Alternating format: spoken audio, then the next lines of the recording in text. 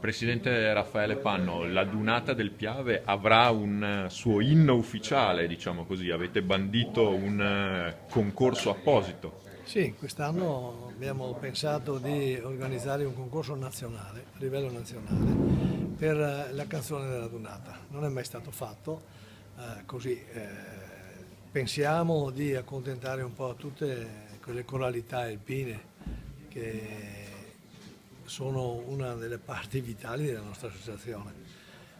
Abbiamo trovato terreno fertile all'inizio con tutte le coralità, delle nostre 4 sezioni, sono 10 cori. I maestri si sono trovati con il Galvani, con Ettore Galvani da un nostro alpino piemontese che è responsabile nazionale delle coralità, e adesso aspettiamo entro febbraio che è la chiusura del concorso e vediamo chi risponde, insomma.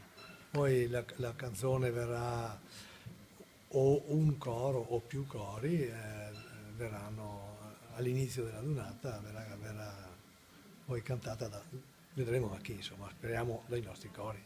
E a proposito dei cori delle fanfare delle sezioni trevigiane, incideranno un CD, no? Sì, Di brani non inediti in questo caso. decideranno loro, ogni coro avrà due canzoni, poi ci sarà una canzone finale tutti assieme, così come faranno le fanfare delle varie sezioni, avranno un paio di canzoni anche loro, e poi ci sarà una finale per tutti. Sono 2 CD che pensiamo siano pronti da marzo. Presidente, il canto è tradizione degli alpini, ma gli alpini guardano anche alle nuove tecnologie. Inaugurato il nuovo sito della Dunata, il sito della Dunata. Sì, abbiamo appena presentato il nuovo sito, abbiamo cercato di accontentare non solo gli alpini o quelli che più tradizionalmente guardano solo internet, ma ormai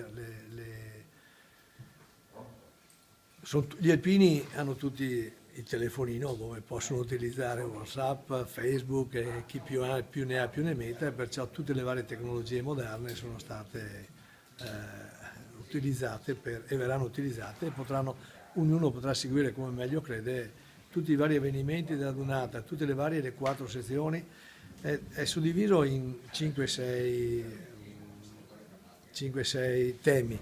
Uno è aspettando la Dunata, uno è il territorio, che parla delle varie sezioni, uno parla dei prodotti locali, dei prodotti del territorio, e poi delle varie attività della Dunata.